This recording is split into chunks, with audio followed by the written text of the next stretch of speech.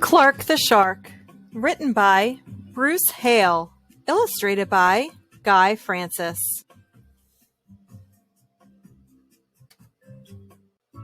In all the wide blue seas, in all the wide blue world, the top school for fish was Theodore Roosterfish Elementary. And of all the fish at Theodore Roosterfish, the biggest and the strongest was Clark the Shark. Clark loved school, and he loved his teacher, Mrs. Inkydink. He loved to play upsy-downsy and spin-a-majig with his friends. Clark loved his life. "School is awesome," shouted Clark the Shark. "Less shouting, more reading," said Mrs. Inkydink. "Lunchtime is sweet," yelled Clark the Shark. "Munch your own lunch," said his best friend Joey Mackerel. "Recess rocks," bellowed Clark the Shark. "You are playing rough, Clark," cried the other kids. Yes, Clark loved his life with all of his sharky heart, but he loved everything way too much. He was too loud, he was too wild, he was just too much shark for the other fish to handle. After a while, no one would play with Clark. No one ate lunch with him. No one sat with him at circle time. Even his best friend Joey Mackerel said, "Cool your jets, Clark. You're making me crazy." One day, Clark asked Mrs. Inkydink, "What's wrong with everyone?"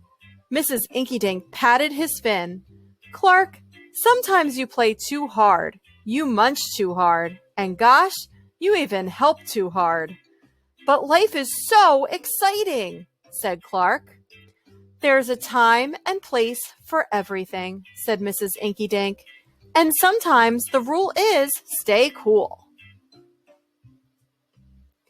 At recess, Clark tried to stay cool, but he pushed the swing with too much zing. "Sorry," said Clark. "I forgot." "Yikes," cried Joey Mackerel. At lunch, Clark tried to stay cool, but everything smelled so good that he munched a bunch of lunches.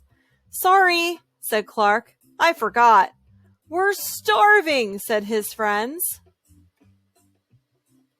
In class, Clark tried to stay cool, but a good book got him all shook up.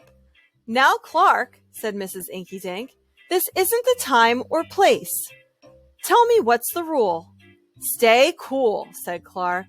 "Hey, that rhymes," he cried. Then Clark got a big idea in his sharky head. "Maybe if I make a rhyme, I'll remember every time," he thought. The next day, he put his plan to work. In class, when lessons got exciting, Clark wanted to bounce up out of his seat. Instead, he told himself, "When teacher's talking, don't go walking." And what do you know? It worked! "Attaboy, Clark," said Mrs. Inkydink. Clark smiled. Lessons are fun. At lunch, everything smelled so yummy. When Clark wanted to eat and never stop, he told himself, "Only munch your own lunch." And it worked again. "Way to go, Clark," said his friends. Clark grinned. Lunch is fun.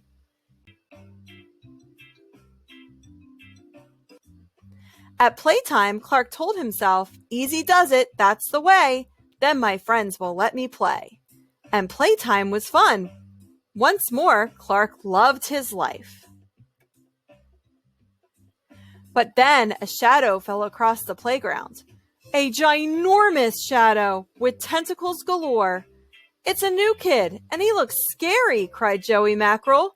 "Swim for your lives!" The squid squashed the slide, and it snapped off the swings. "Oops, my bad," said the new kid. "Wait," said Clark. "He just wants to play. Let's find a way." And he swam at the new kid with all his might. Clark played harder than he ever had before. Upsy-downsy and spin-a-majig. Why, he even made up a new game, Tail Wumpa-Lumpus. "Wow, that was fun," said the new kid breathlessly, and he settled down. "If you want to come to school, you've got to stay cool," said Clark.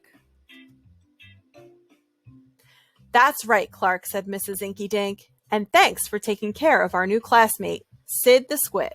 Hooray for Clark the Shark, everyone cheered. That night, Clark's mother asked, "What did you learn at school, dear?" "There's a time and place for everything," Clark said. "Sometimes you stay cool. But sometimes a shark's gotta do what a shark's gotta do."